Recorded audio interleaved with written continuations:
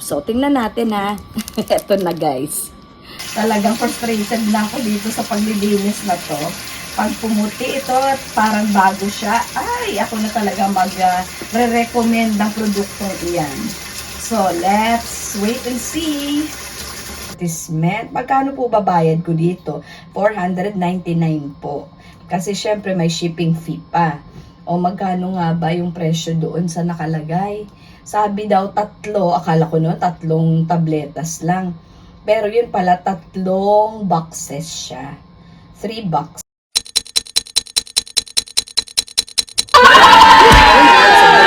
So, another day for cleaning. Puputi pa kaya? Naalala niyo po yung ating previews na hindi pumuti. Pero inis-is ko na po ng sandpaper. Ito po yung aking ginamit. Sandpaper po talaga. Okay. Bumili po ako nito. Ayan, sandpaper po talaga. Tsaka baking soda, of course. Ayan. Effective naman po talaga yung baking soda. Pero dahil ito po yung aking frying pan ay 2 taon na po na hindi na kukuskus. Ayan, at yung lahat ng mga oil, kasi frying pan nga po siya, no? O kasabayan niya po yung isang pot ko, hindi naman ganito kaitim dahil hindi po siya for boiling lang po yun. Ito, papakita ko po sa inyo yung difference niya dahil ito po ay for boiling lang, hindi po masyadong umitim. Same po sila kasi pareho po, terno yung aking kinuha. Isang ganito, boiling pot, at saka isang frying pan. Pero, frying. Talagang frying pan. Ito, tingnan nyo naman, no? Ayan. Diba? Walang masyadong difference doon sa isa. Yung last time ko. Yung gamit ko yung isang, anong tawag doon? Oo, panlinis na tablet. Parang oxalic din po yata yun. Or maybe, it was made out of baking soda as well. Pero wala pong epekto. Ayan. So, kaya, lagyan natin siya ng baking soda at kiskisin. Pero I think, ewan ko, don't give up on me, baby.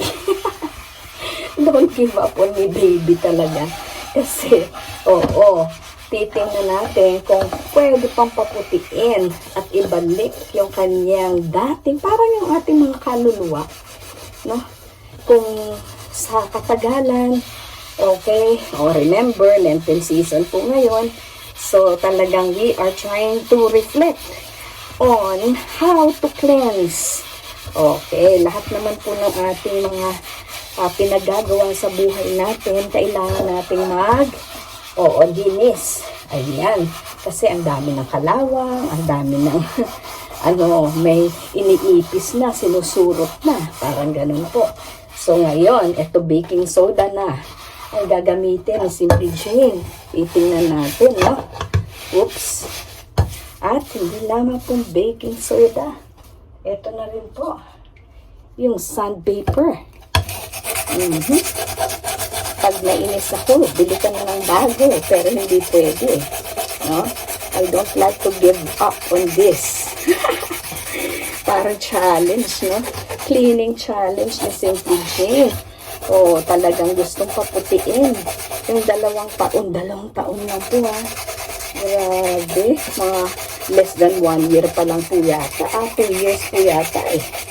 Less than 2 years pa lang po yata. Pero ganito na. Kasi frying pan, remember. So, let's not give up on this. Nag-gloves na talaga po ako. Titingnan natin talaga. Pero patience is a virtue. Kailangan po natin yan kasi Lenten season naman po ngayon, di ba? Meron naman. May nakita po akong improvement. Unti-unti. It will be shiny again bago mag-Easter. Araw-arawin mo na yan paglilinis. Para luminis siya talaga. Sabi nga, don't give up on me, baby. Oo, para luminis siya talaga, kuminis. Ayan, ayan, ayan. Sabi nga ni Sis Natsuki, kiss-kissin, kustusin mo na yan. Tama ka dyan, Sisi. Opo, kasi gamit naman gamit, hindi. Opo, mainit diba? Oo. Ako pa naman, I hate cooking. Pero kailangan nating mag-cook, no? Opo, masaya din naman mag-cooking, no? Okay, pero anyway, ayan, unti-unti. Mamahalin natin yung kusina. Meron pa naman akong segment na Simply Jane's Kitchen. Ayan, ayan, ayan po. So, tingnan nyo ha. Lilinisin. Tutubigan natin ha. Diba? Meron na. Tingnan nyo po. Difference. Ito, at saka to. Maitim na maitim pa yan. Papuputiin natin yan. Sige lang, be patient. So, a few moments later. Ganyan ba? Bakit wala ako niyan sa editor ko? Opo, wala po yan anyway, kuskusin ko ng kuskusin Ayan. Oo, liitan nyo lang yung mga sandpaper ninyo, no? Pag kayo po'y nanggigil, dahil kayo po'y naloko online. Ito pong gawin ninyo. Ayan, wag na kayong maniwala doon sa mga nagtitinda na yan. Nako, para mabenta nila yung produkto nila, no? Kung ano yung mga pinagagawa. Wa-effect. Sabihin ko po sa inyo, wa-effect po yung binili kong produkto. Kaya wag nyo na pong bilihin. Ayan, hindi ko naman po nilalahat, no? Disclaimer lang po. Okay, pero basta yung experience ko po doon, zero, negative pa. Kaya iyan, ito po, mag-i-is po ako. Kukuskusin ko po gamit ang sandpaper at saka baking soda. Ayan, ayan po, mas effective pa. Totoo kasi Snatsky. Talagang ganyan po, no? Okay, anyway. Ayan, huwag po ako masyadong maingay at may mga natutulog pa. Yung ating mga kapamilya ay natutulog pa po. Okay, pero ako, ang concern ko, yes, bakit ko ba pinabayaan kasi ito, no? Hala, luto lang ng luto, hindi ko po inalagaan dahil busy. Marami po ibang ginagawa kung ano-ano, nagwa-whitey. Yung mga pots and pans ay hindi na po nalilinis. Ayan. Kaya ito ngayon, dito muna tayo mag-concentrate, Lenten season naman po. Ayan. Tuloy lang natin.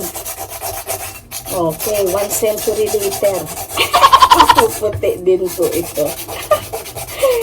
Ayan, ayan, ayan. Talagang nag-gloves na ako, no?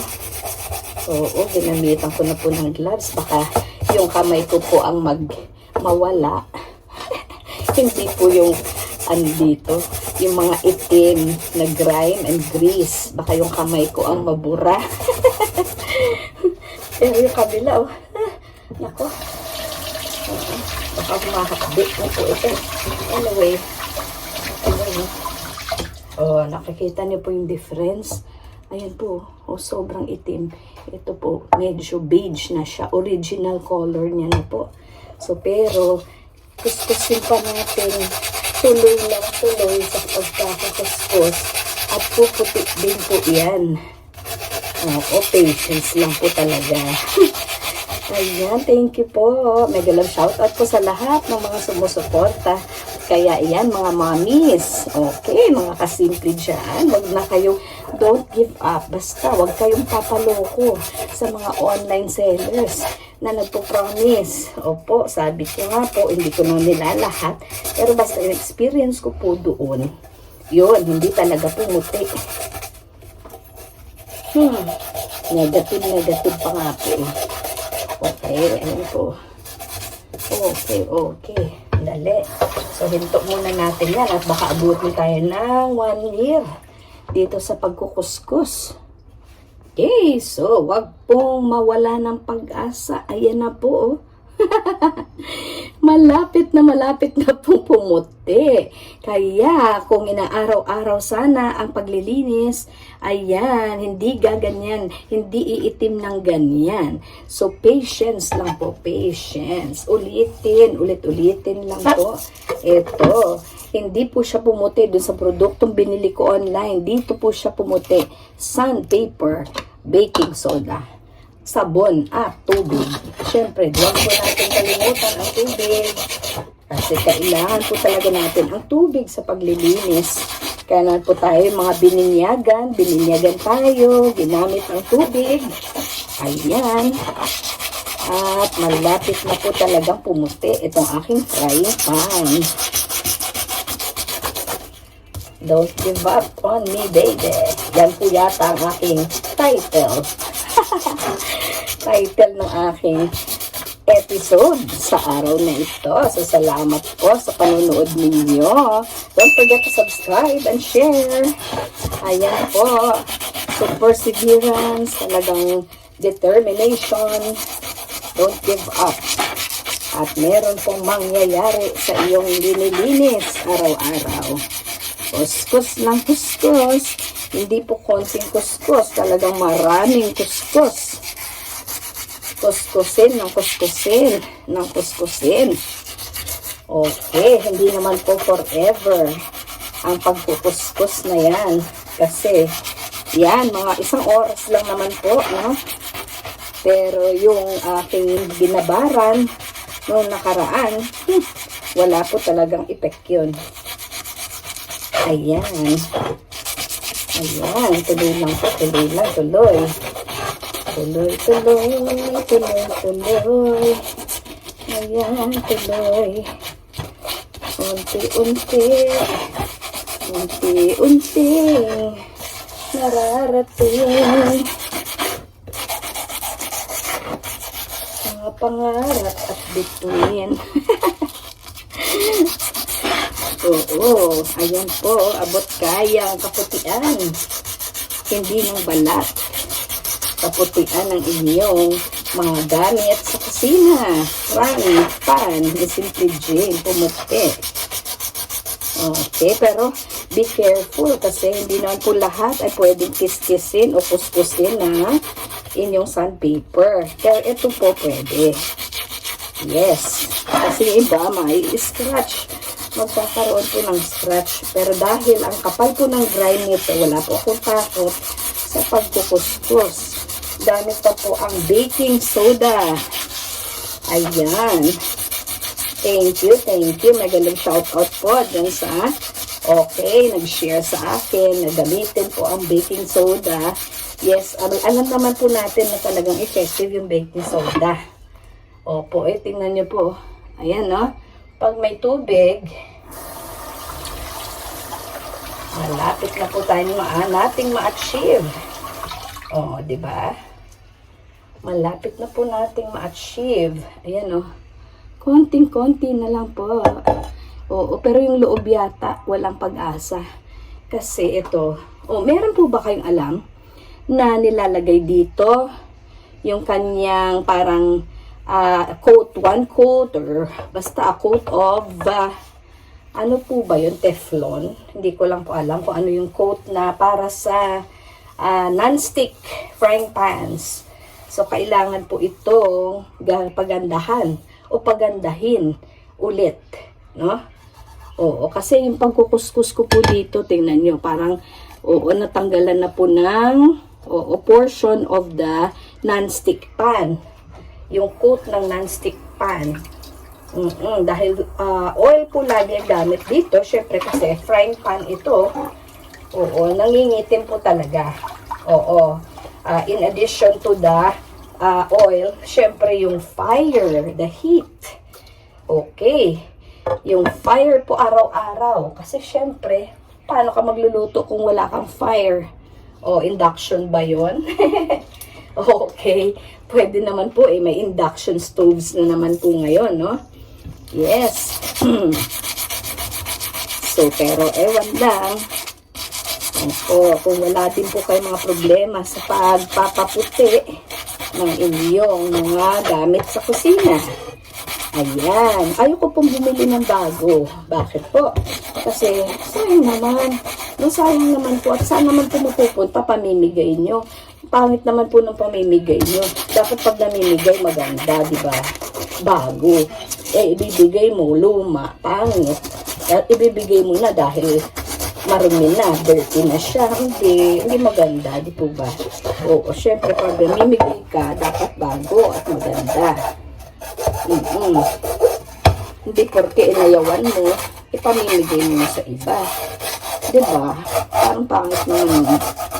So, anyway, ayun na po. Konting kuskus na lang po, ayos. Actually, yung binili ko, pinamili ko doon sa pinanglinis ko. Sabi ko nga, kung binili ko ng bagong frying pan, maputik na talaga. Walang ka-effort. Pero, umasa ako eh. O, sino ba naman sa atin na hindi umasa? No, lahat na ay umaasa lagi. Oo, sa mga produktong pinapakita sa atin online. So anyway, sabi ko nga po, disclaimer lang, hindi naman sa nilalahat natin, ay meron din naman talagang maganda. So, kung i-rate ko po, oo, ay negative po yung aking rating sa kanila. wala po talaga silang star na makukuha sa akin. Yung litchi na yun. litchi. Ewan ko ba, ano yun? Nakalagay sa yellow na box. Opo. Diba? So, ewan ko kung, yung seller na yun. Huwag ko na lang po i-share sa inyo. Sino yung seller? Basta, alam ko na, hindi na ako uulit. Opo. Pangit, no? Pangit yung nanluloko tayo ng kapwa. Opo, online pa. Ganyan lang talaga. So, pero anyway, sino ba naman sa atin yung hindi naloko? O hindi, basta importante, huwag lang tayo manloko. So, sinasabi ko po sa inyo, ito, yun. Talagang, ito, honest to goodness po, ng opinion ko, mas mabuti pa nga po talagang kuskusin mo ng sandpaper at saka baking soda. Garantisado po, puputi talaga. Ayan, konting kuskus na lang po, ayos na. Pero hindi ko po alam yung nasa loob kasi parang hindi po makukuha sa kuskus yun. Hindi ko po alam kung bakit. Kasi siguro chemical reaction na po ng heat at saka oil. Hindi na po talaga siya puputi. Itim na po talaga yung kanyang base. Ng ating frying pan doon po sa loob.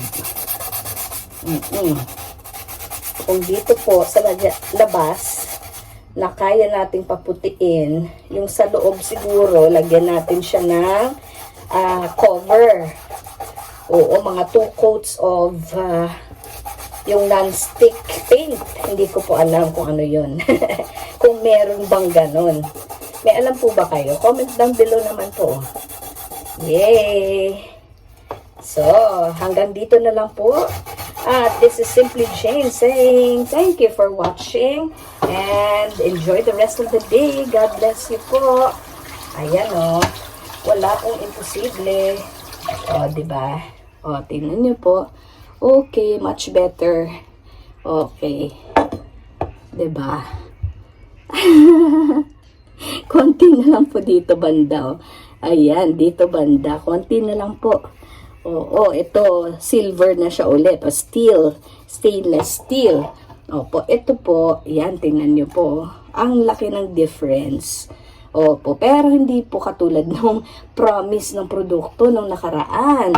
Na talagang, wow, parang good as new. Bago naman po siguro yun, pinakita nila. Talagang inedit lang. Ito po, hindi po ini-edit. Tama talaga. Nakita nyo po kung paano kinuskus at kinuskus. Yan po, dito pa yata para itong portion na to, mapuputi pa ito. Hindi puti, silver. Silver po. Hindi po puti, no? Silver po. Ayan, teka lang. Alright. So, bakit hindi ako nagbababay pa? Mag-comment na po kayo Yes, at hindi pa po nakapag-subscribe, subscribe na po. God bless you. Bye!